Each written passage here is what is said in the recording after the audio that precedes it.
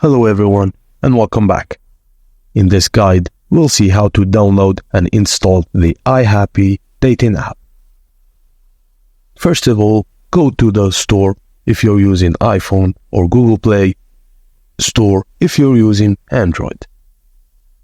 Once in the store, you can search for the iHappy dating app on the search bar at the top of your screen. You will see the iHappy app appear in the search results.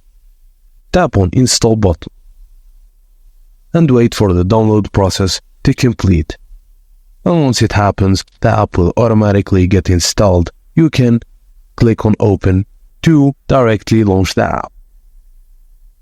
When you open the app, you need to set it up by filling in your information and following the on-screen instructions.